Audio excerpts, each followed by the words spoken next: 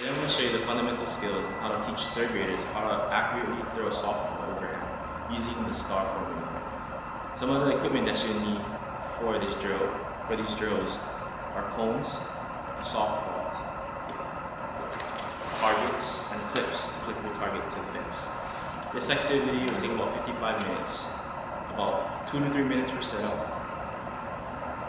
10 minutes for your pre-assessment, 3 to 5 minutes to explain each drill to the students, and about 5 to 8 minutes for the students to accomplish the drill.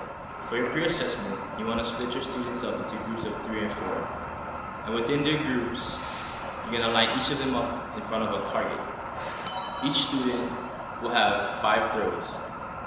And based on those 5 throws, you will grade the students from 1 to 3. 1 meaning they hit the target 0 to 1 times, 2 meaning they hit it 2 to 3 times, and 3 meaning they hit the target 4 to 5 times. And after that, you'll regroup the students. One student of each level, such as 1, 2, or 3, in each group. So when you set up your targets for your students, you want to have your target about shoulder height for your students. So like this.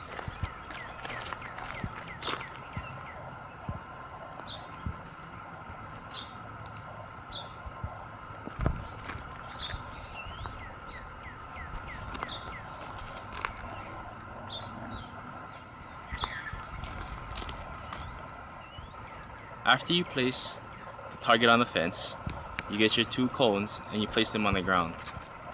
Your first cone will be about 3 feet away from the target, and your second cone about 5 to 6 feet away from the target.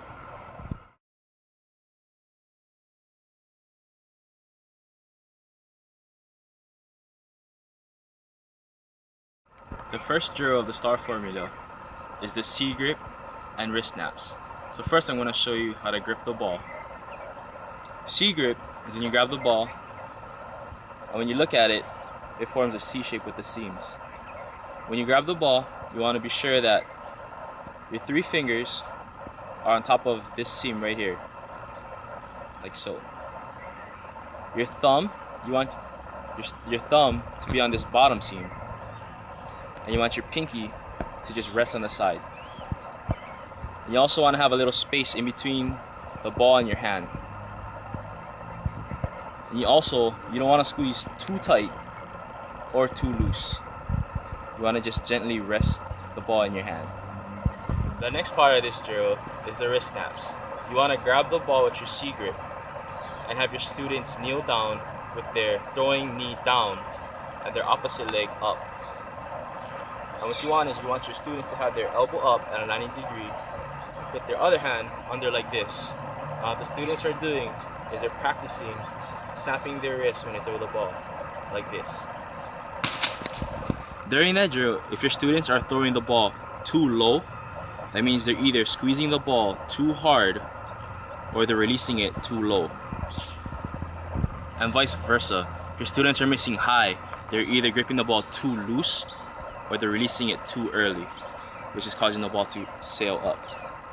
The next drill is a shooting star drill. This drill is similar to the wrist snaps drill. Same form, kneeling down. You have the same 90-degree angle with your throwing hand.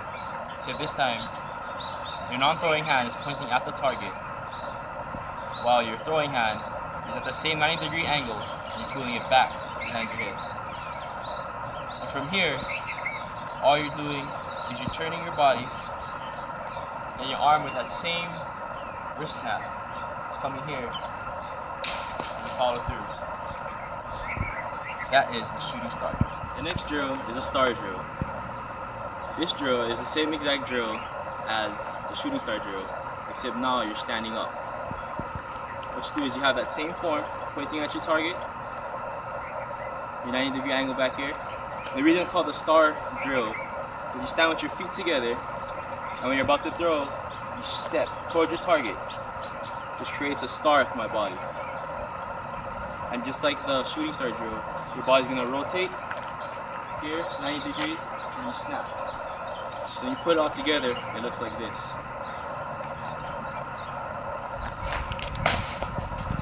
follow through is your form after you finish accomplishing the motions of the star drill.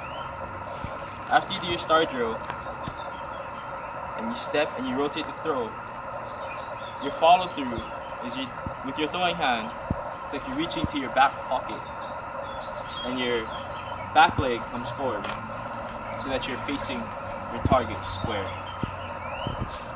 So when you put it all together, it looks like this. At the end of all the drills, I encourage you to have your students think about how much they've improved and also to encourage one another.